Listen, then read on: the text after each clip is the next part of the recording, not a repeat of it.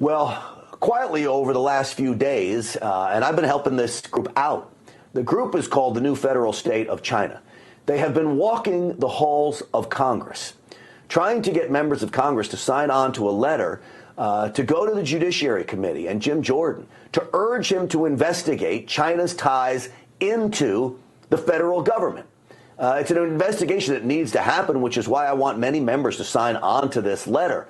Nicole is a member of the New Federal State of China, a group that wants to overturn the Chinese Communist Party and ultimately take over China. Nicole, welcome to the program. Hi, Grant. Thank you for having me. It's so great to be here. Well, it's so great to talk to you, and I want everyone to know you're an American citizen now, but you weren't always. You escaped China. You were in Tiananmen Square during that protest that we all watched with wide eyes open, and yet you come here. Tell me about the New Federal State of China and how important this mission is of yours. Absolutely. The New Federal State of China was founded by Mr. Mao Guo and Steve K. Bannon on June 4th, 2020. And with a special mission to take down the Chinese Communist Party. And why June 4th? Because June 4th is the day when we lost thousands of brothers and sisters to the tank, to the brutality of the Chinese Communist Party. So Mr. Mao Guo is considered the enemy number one by the CCP. And he started the Chinese whistleblower movement back in 2017. And since that day, he became the most hated and most attacked Chinese dissident on the U.S. soil. The CCP has bought out many American mainstream media to attack him, to slander him, and the social media has been deplatformed, and he still didn't have an account on Twitter. And even more, the CCP has hired America's most prominent law firms to go after him because these American law firms have been hired by CCP to bring more than 70 lawsuits against Mr. Mao Guo and the Chinese whistleblower movement members. So, Nicole, what it seems to me is they're afraid of what he has to say. Right? Yeah. They're afraid of what your group can expose. Now, you've been walking the halls of Congress, going to meet with every member of Congress you can. How are those meetings going? Are people inside? These are specifically Republicans. They're more apt to meet with you. I understand that, but I know you're nonpartisan.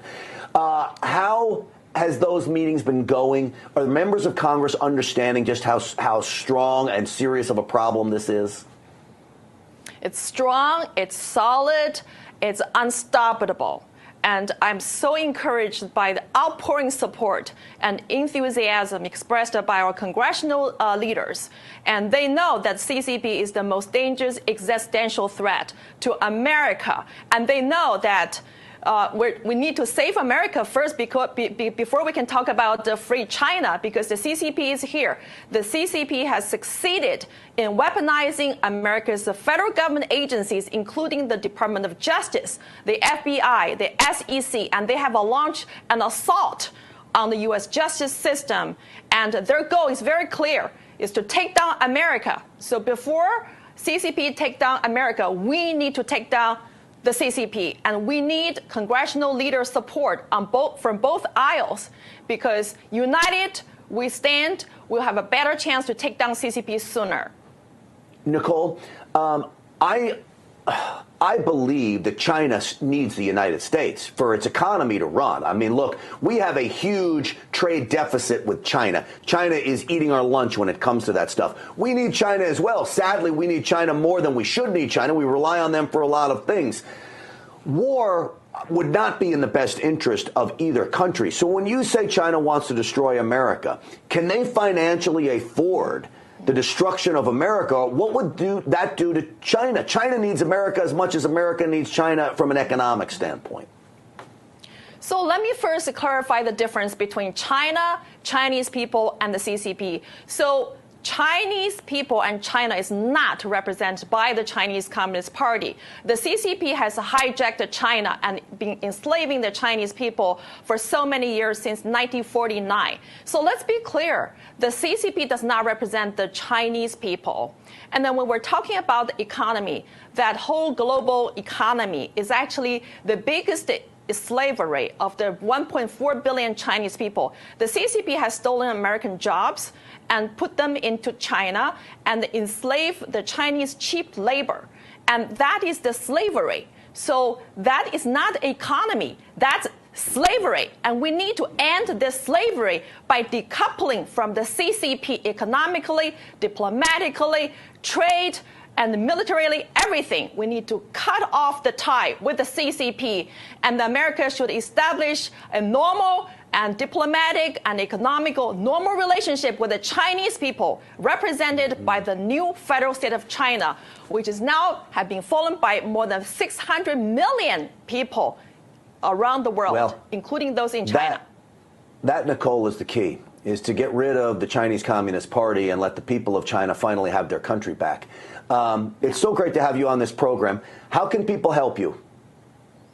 I would encourage everybody who's watching this show to call your congressman and ask them to sign on the Dear Colleague letter, which we have submitted to several congressional leaders. That letter is addressed to Jim Jordan, the chairman of the Select Subcommittee on the Weaponization of the Federal Government. We asked the Congress to start an investigation into CCP's weaponization of the DOJ, SEC, and the FBI and Southern District of New York, and look into the lawsuit brought by the CCP against Mao Skuo, CCP's enemy number one. Mr. Mao Skuo is CCP's most feared enemy, and he's now facing more than 70 lawsuits brought against him by American top law firms hired by the CCP. And we need to look into the cases and find out who is enabling the CCP inside the DOJ, the FBI, the SEC, and the Southern District of New York. Yeah, and as you mentioned,